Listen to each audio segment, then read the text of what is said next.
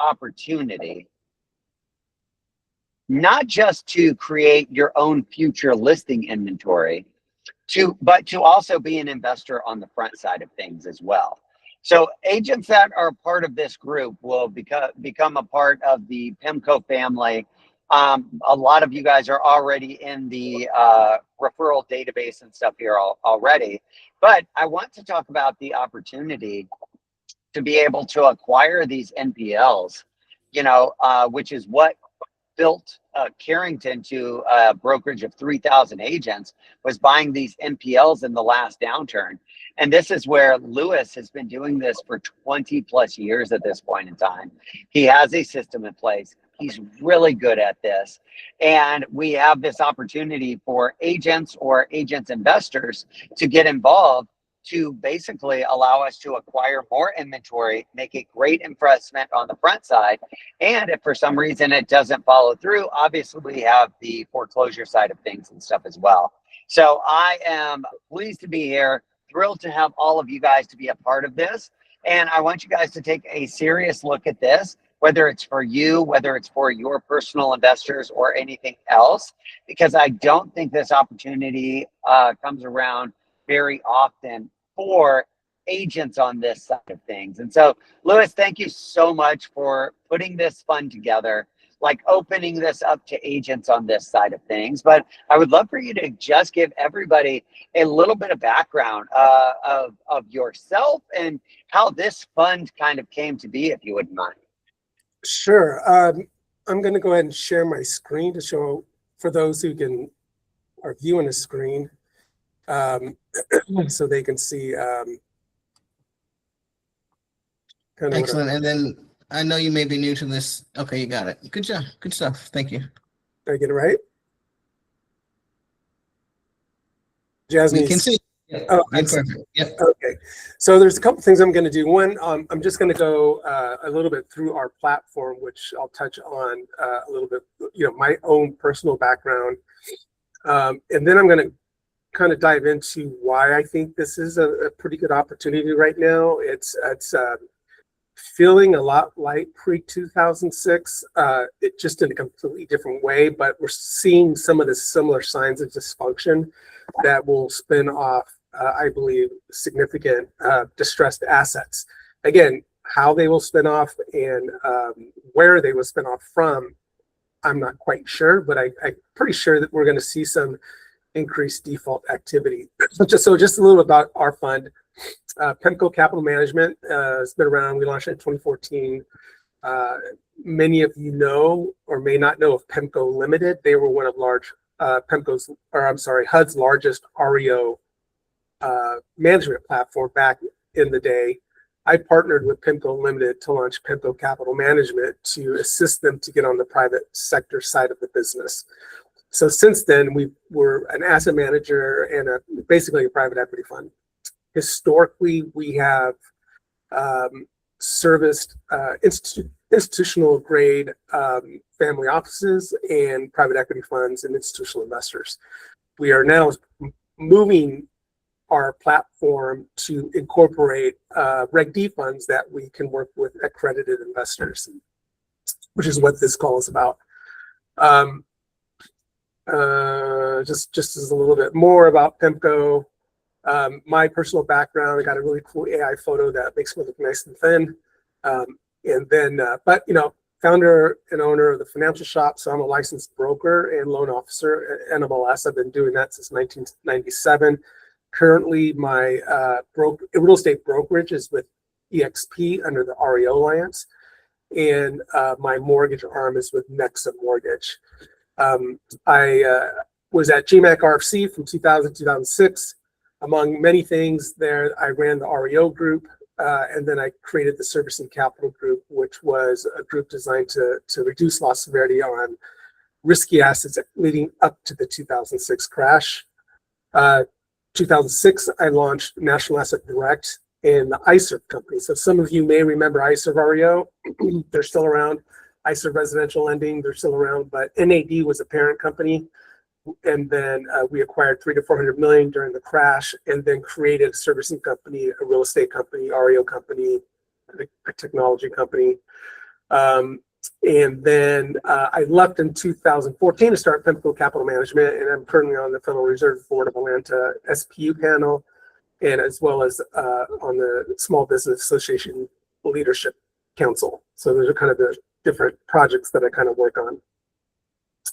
So why I think we are headed into some interesting times. One, we have elevated debt, which we all see and I'll show you a chart. When we 2000, our debt to income ratio, debt to GDP ratio, I should say, was about 30%, and it's over 102% today. And what that tells you is that the government keeps throwing money at problems, financial crises, without ever paying the debt down. And I'll walk you through what that looked like. As a result of the high debt that we have, monetary policy is going to be constrained in the future in trying to resolve specific issues. So in other words, during COVID, we had PPP loans. They were just throwing money at the economy. They were forgiving student loan debt, all this stuff. Well, the debt's so high and interest rates are elevated. Monetary policy, the next crisis, is going to be severely constrained, which means we're not going to have as much help from the government to resolve some of these issues. And also AI-driven disruption. It's estimated at least 10 million jobs to be lost over the next 5 years. Most of them entry-level, white-collar, basically college graduates. A lot of stuff that's going to be automated. And we're seeing AI develop so quickly. Honestly, I don't even think we know or can even imagine the destruction it's going to cause over the next 5 years. But it is going to reduce employment. Simple as that. That's why everybody's using it, to cut costs and reduce employees. Generally speaking, you have financial stress, the policy that's implemented, some technology disruption, and then investment opportunities as a result. So as I'll show you, every single policy, government policy that's been implemented over the last, since 2000, has literally caused the next financial crisis. So we have, what we also have is really increased focus on affordability. So Trump is getting hammered on affordability, high prices, high mortgage rates, and affordable housing. So what we've seen Trump talk about is declaring a national housing emergency, 10% cap on consumer credits, 50-year mortgages, portable mortgages. He already implemented the restrictions on single-family buyers. Just heard on Bloomberg yesterday, again, privatizing Fannie and Freddie. He already instructed them to buy $200 billion in mortgage-backed securities to create liquidity in the market. And he has this thing called Trump loans now for affordable new housing. So like him or hate him, Trump announces what he's going to do before he does it almost all the time, which is good for small investors because you can see it coming a mile away. So, I believe he's got to get things going before the midterms, and we may not see big housing increase or decreases, but I think we'll see increased housing activity, especially if he goes forward with the 50-year mortgages and the portable mortgages. That will be huge. And so here's what I'm talking about, the dislocation created by government policy. So late 1990s, we had the tech bubble. What they did was open up credit and reduce interest rates, which created the housing bubble. When that crashed, they tightened credit and made and over-regulated, which caused a lack of construction, and kept interest rates almost zero for way too long. What that caused is an affordable issue and limited supply and price inflation, which now we have a lack of housing. Interest rates increase due to inflation, and there's not enough housing for people to live in, therefore driving over price increases throughout time. And then behind that, we had the COVID stimulus and again, more rate cuts, which even increased housing more because now only the really wealthy or the people that can buy second homes and the people that have that excellent credit could buy, were outbidding everybody. And it also got the institutional investors in that were paying over market on the MLS. So we saw more affordability issues and increased housing. Once inflation hit again, they jacked up rates really quick, which caused the banking crisis, right? We had all these A-rated bonds, 30-year bonds that were paying 3% interest rate because that's what the rates were been for like 10 years. And all of a sudden, investors can come in and buy a 7% bond. So now that bond, even though it was performing perfectly, is now worth 70% of par. That's what caused the banking crisis, which caused the banks to have a lack of reserves, which caused them to go under. So as you can see, every single policy implementation over the last 20 years caused the next crisis. Now, all these policies were implemented with some planning, I should say, where Trump is just signing executive orders. So we can expect over the next 2 to 3 years, especially as his term comes near to an end, that he's going to start pumping out executive orders like he did with the single family investors not being able to buy single family rentals, which already has an unintended consequence with the delay of the HECM auctions that are coming up. And during this time frame, this is what our debt to GDP did. Tech bubble, we were at 35% debt to GDP income, or debt to GDP. Housing crash, dumped a bunch of money in, 8.5 trillion. After the housing crisis was done, we were at 22.8 trillion. We were at 100% debt to GDP. So 2006, 2020, we just threw money into the economy, printed money, social programs, and increased our debt to 100% of GDP from 35%. Then the banking crisis hit. They bailed out banks. They also paid down a little bit of debt, but they spent more money bailing out banks. And currently, we're about 102% debt to GDP. And this is not counting any of the thing that's going on right now with the wars. So this is not sustainable. And we could expect to see this number increase. As this number increases, the federal monetary policy becomes more and more difficult to implement because their main monetary policy is printing money and reducing interest rates. That's kind of like their trick. They can't do that when we have high interest rates and a ton of debt. So that's why I think we're in a really good market for distressed debt to spin off on a consistent basis. It may not be one big crash, but it's always going to be there, which is why I think this is such a great market. We talked about this a little bit, 10 million jobs by 2030. That's just today's estimate. If I pull this up from a year from now, it's going to probably double because AI is growing so quickly. As if you're not already using it, you should be using it. It'll save you one employee easily, which is part of the problem. Amazon already laid off over 30,000 people silently over the last 6 months, and they put a hiring freeze on because they're waiting for the next couple of years to see what AI is going to deliver. So we're going to see a lot of job displacement because of AI, along with high debt, overregulation, and possibly inflation. One of the things that kind of scared me right off the bat a couple of weeks ago was the crazy movement in metals. If you haven't been paying attention, metals, silver went from $35 an ounce to $120. Gold went from about $2,600 an ounce to over close to $5,500 an ounce, all within about 4 or 5 minute period. So what that tells me is that people in the know something's going down. The biggest hoarders of metals is China and the US.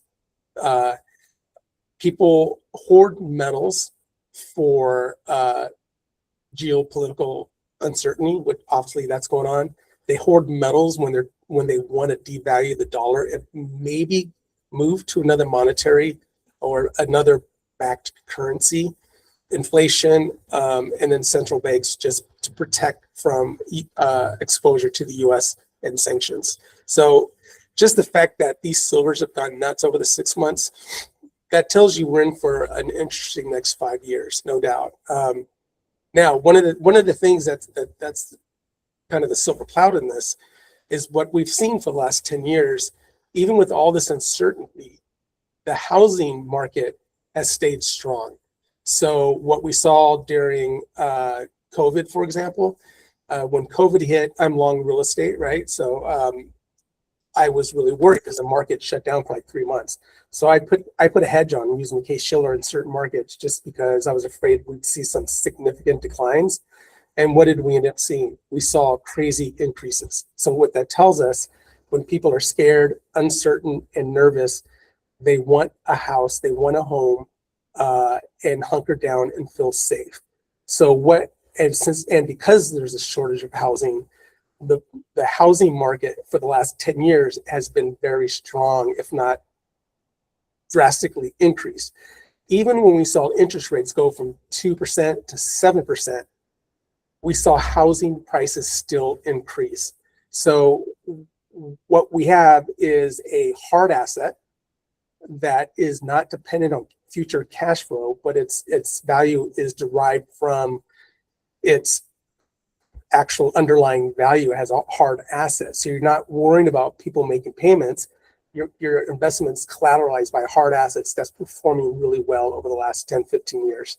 And even if there's a dip, it always comes back. So, which is one of the reasons we love the distressed NPL space, the HECM markets, and non-performing loans, because they're backed by a hard assets that is in demand. So that's kind of where we are.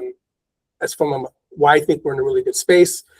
These are some of the acquisition channels that we use. We buy HECMs. We do off-market deals directly from our agents. So we source deals from our agents all the time. We're starting an SB 1079 bridge financing program here in California. We buy CWCOT, and then I know virtually everybody in this space, so I'm always getting niche, small NPL trades, small REO trades from other private equity funds and banks and that sort of thing. So we don't have a shortage of incoming deal flow. So again, 250 million deployed since 2015. That should be 2015, not 2016. At about a 60% unlevered return. That's what our track record is, and it's primarily with institutional family offices. So kind of laying that background of our platform, our history, and why I think we're in a really good place to continue this distressed asset play. I'll kind of dive into our fund. So we talked a little bit about this. So historically, we've worked with institutional grade investors, either family offices, private equity funds, and large debt players. We're now opening the platform to individual accredited investors who want to utilize our track record and our platform to obtain the same type of performance, the same acquisition channels that we have developed over the last, I've developed over the last 30 years. Again, this is a little slide on what the national debt has been doing. Another one, the debt's a big thing to me, so I have a lot of slides on that. This is the government intervention. Each time there was a financial crisis, tech bubble, take on debt, decrease interest rate, easy monetary policy, bank regulation, caused housing crash, bail out banks, increased regulation, artificially low interest rate, tighten credit, which caused over-regulation and a shortage of new construction, COVID crisis, again, debt, school closures, travel moratoriums, lower interest rates to zero, which caused inflation, tight monetary policy, quick interest rate increases, which caused the banking crisis, take on more debt, and bank bailouts. So this stops at 2023. And as you know, we have much more going on than any of this right now with all the global geopolitical issues going on. Distortions, here we go. This is kind of more of the same stuff. These are all the unintended consequences of monetary policy. So again, each policy lays the groundwork for the next financial crisis. So we'll jump into the fund itself. I didn't bring that up. Give me 1 second. Paulie, could you back out to lead the conversation, Mark, and you to our portal to such community interest and looking at the data. I mean, your voice is in and out. Okay, thank you. Okay, so now we're going to jump into RDMO 2. So RDMO 2 is our second Reg D fund. We are fully deployed and in liquidation mode of RDMO 1. We had about 15 million under management under that fund, and that's in liquidation mode. So we started now RDMO 2 to start a capital raise. Our target raise is 5 million, minimum investment, 250,000, or half unit, 425,000. The manager of this fund is a joint venture between NAP Private Equity Fund and Equity Club and PEMCO Capital Management. So Jasmine's with NAP. Her responsibilities are primarily going to be capital raise and investor relations. And PEMCO Capital will be managing the acquisitions and asset management and fund administration. Disclosure, we're in this fund, we'll be acquiring assets, the same type of assets that we do with our institutional investors. So performing residential mortgage loans, historically, we have not acquired many of these. Reperformer loans, non-performing loans, REO, so either at foreclosure sales or pool of REOs. We'll go after optimistic residential real estate acquisitions, which we hope to really engage our agent network for to bring in off-market trades, and then bridge financing. Like I said, in SB 1079, we have an interesting program that we're developing here in California for that. And again, these are some of the things we'll go after, but we're not tied to just these types of trades. Anything real estate related is something that we can go after in the fund. So the market opportunity, we kind of already discussed a little bit, but we buy from banks and institutions. There's mortgage delinquency cycles create supply, meaning that FHA right now has got a huge distressed book. Their average LTV is 97% because they originate a lot of 3.5% low FICO loans. So where we see FHA come out is not necessarily through REO anymore, but it's through their CWCOT program, which we've acquired probably a couple hundred properties through over the last couple of years, which is a last look foreclosure process that all the auction platforms run. So we've negotiated with the auction platforms to get a weekly tape with HUD's reserve, and we simply go through it. If the reserve works or value works, we go and bid it, we win it, and we take it. So that's going to be the CWCOT program with HUD is going to be fairly significant over the next few years. HUD, Fannie and Freddie, still selling their pools of loans. We don't participate in Fannie and Freddie that much because their bids are still all or nothing, meaning that you got to win a whole pool, whereas HUD allows us to win. They price asset by asset, so we always win at HUD. So we primarily buy from HUD. And then we still have some nonprofit channels that we're pursuing that were left over from our previous types of strategies.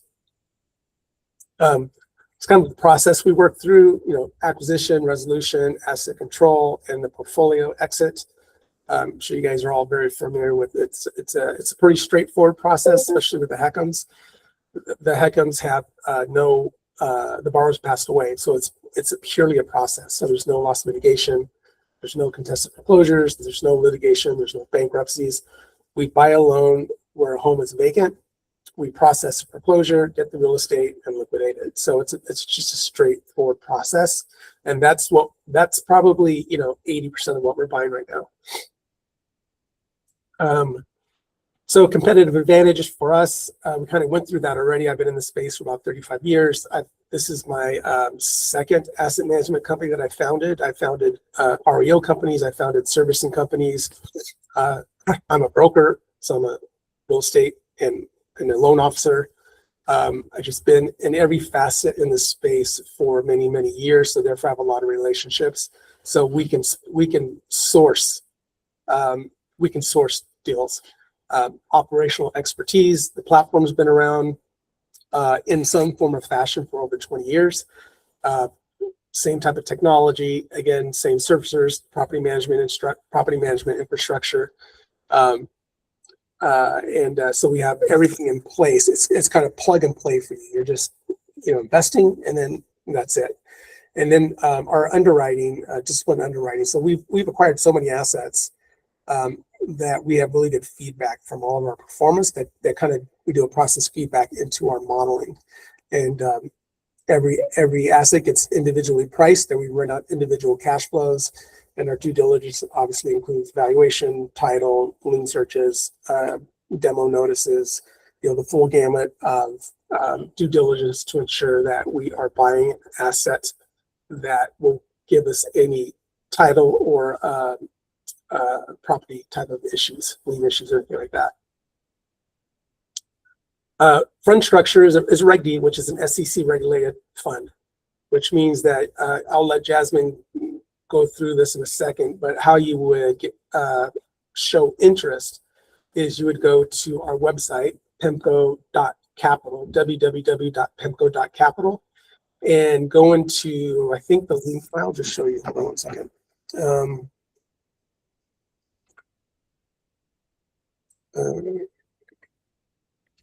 Wait, good time to test my mic. I'm going to put this link in the chat as well. Is it still breaking up? No, you're good now. So can everybody see my website? Oh, can you guys hear me at all? I can hear you. Yeah, we can hear you, and we can see the website. Okay, perfect. So if you're interested in just getting information on my end now, I can't hear you. You click on Fund Series and go to View All Funds. Scroll down. So these are the two open funds that we have, open capital raises that we have. So one is a large raise that's open to family offices, private equity, institutional investors. And then here's our Reg D, RDMO 2. So if you click on Learn More,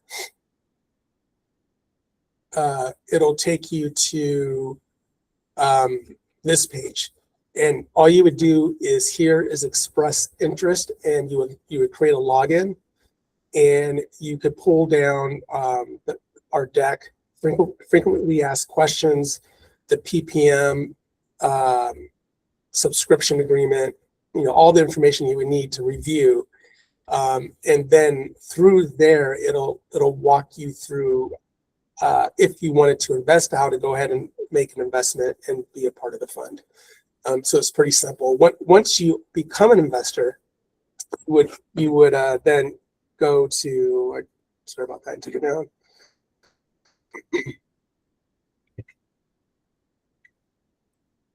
Once you become an investor, you'll have two logins. One is RMS login, which is our asset management system. So you can log in and actually see everything we're doing on a pool of loans that the fund is invested in, loan by loan. You can see our comments, servicing comments, any documents uploaded, valuations, everything. So it's 100% complete transparency. And then if you wanted to log into the fund administrator Reg D backend, you would click into RDMO 2 investors, and then you'll be able to see distributions and more information specific to that fund on a financial basis. And that's how you would so that's how we'd access information. So Jasmine, I'm not sure if you want to go over anything else. I just want to test if you guys, am I still breaking up first? I can hear you. Yeah. It's breaking up no, still? You're good. Oh, okay. Thank you. I thought it was still breaking up. So yes, I would like to share a few additional steps. So something very important, once you go through and you do that first initial portal activation, then it's going to let me know that you are interested, and then I will go ahead and give you access to the data room, and then there's something called a subscription link. So then you'll get all that stuff so you can activate your subscription and then start signing documentation. The key is that you cannot wire funds through the portal. So you're going to get wire instructions, right? And then you're going to have to go and do that, the normal way to go to your bank, or if you are capable to do it through the internet. But The wiring will have to be done separate and outside of the portal, but the portal is important, not just for RMS login, which is where you get to follow us and see the asset level, but as far as you and your investment, and your documentation and all the compliance stuff, we need you to fill that stuff out.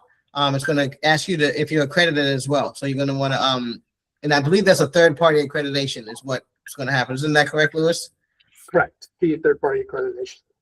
Okay, perfect. So I wanted to just bring those things up because I know you run into them. Also, once you do express interest, I will be reaching out to you via email and just want to make sure that we're connected. This whole thing is about relationships. So you will have my personal cell phone number. If you have any hangups, you can always text me and then we'll make an appointment to within the next 48 or so hours based on our schedules to go. I can walk you through things. So I'll be here for that piece to make sure that you can get through seamlessly.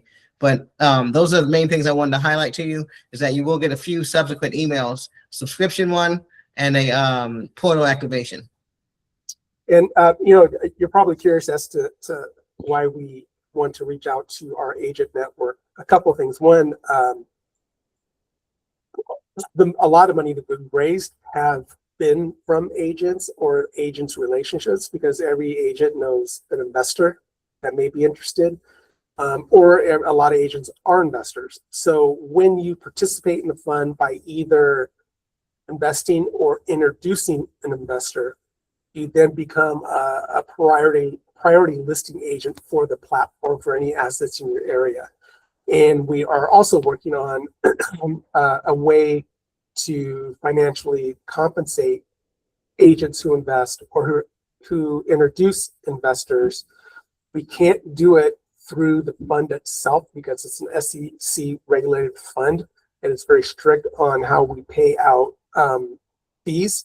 However, I can do it on the back end through our referral fees through my broker's license. So for example, you introduce an investor that invests X amount of money, it goes through the whole process, and then it gets to an agent and we liquidate it. Well, we as an asset manager, as you all know, asset managers usually take a point and a half as a referral fee from the agent. That fee, I can split with another licensed agent. So that's kind of how we're thinking that we would incent agents who make an investment, that we create a pool of money set aside from the referral fees, because I take a point and a half, but I don't need to take a point and a half. I'm happy to split that. And that we build a bucket if that gets paid out quarterly to investors who have made introductions or are investing in the fund. So along with that, plus priority listing, we're hoping that creates incentive to for you to introduce to your investors or invest in the fund itself. And the other reason is if we get to raise a chunk of money, now we are competing against all the people you get business from. So it'll give you a little bit more what's the word? Leverage, I would say, or not leverage, but when you go and try to get business from another asset manager,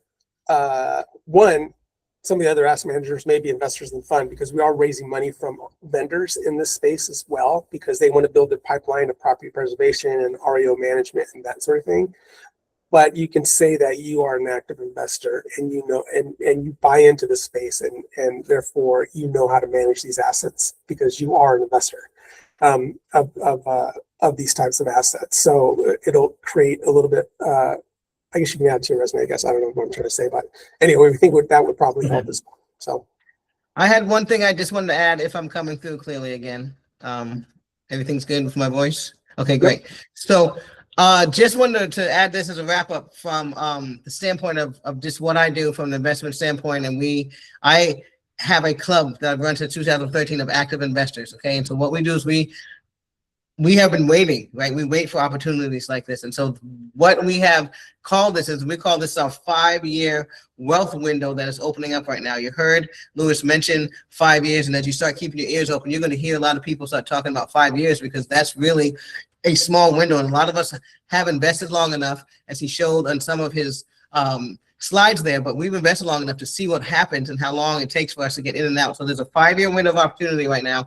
And with the likes of what may be happening with the economy, this may just be what you need to have that competitive edge, especially as a realtor, right? We've all seen what happens to the majority of the realtors during times like this. This is an opportunity to have an edge, not only when it comes to your retirement and getting yourself invested, but also your networking, right? Everything leads to something else. I know a lot of realtors are always trying to figure out how to get into this space. This is an opportunity because when you come to our networking events, then we introduce you to everyone. So those are 2 very good highlights. And the third I would like to say is just obviously the opportunity to be on our listing agents, right? We are investing nationwide. I just successfully got 2 assets thanks to Larry for sending me referrals to 2 realtors in his network. And I mean, worked like clockwork. When I tell you these are properties, they're distressed assets, and everyone else walked away, we couldn't do anything. I called Larry and we got these things done. So you guys will be top of the list. So these are those little things that keep us above when we may think there'll be some economic turmoil coming for the next 5 years. So I just wanted to add that. Thank you.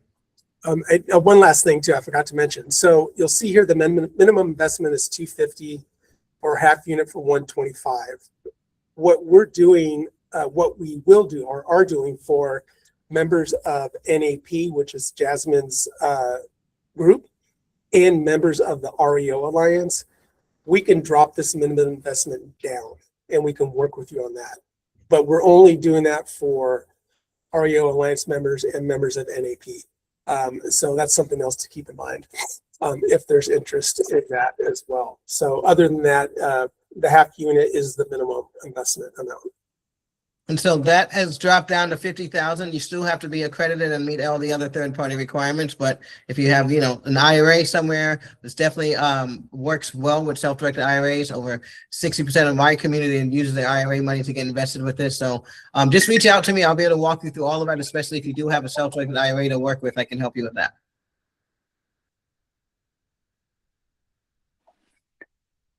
Yeah, guys. And, again, everybody, that was on this list here were people that asked for this again, because we've had this call one time we had a big blowout call. The second time, we had some mishaps on communication and stuff there. And so, this is a big opportunity. Would love for as many of you guys to be involved with it as possible if it fits into your needs. If you guys have investors that want to be participants and stuff like that, we want to make sure that we're continuing to build this community, provide opportunities and stuff for others. So Louis and Jazz, thank you guys so much for kind of presenting and stuff again. Are there any questions, comments, like anything that Louis or Jazz can answer while we have them on the phone? If not, I just want to bring attention before we shut this down that the links to both the website and the direct link to the data room have been pinned to the top. So take a moment and copy those or click those so that they open up on your desktop. But of course, you can always reach out to us. Larry has our contact information, but that's the best way to get just directly into the meat of the things. So thank you so much. If you express interest and make a login, all the materials, including this deck, you can pull down from the system. So thank you so much. Thanks, guys. Have a great day. All right. Bye-bye. Thank you. Thank you.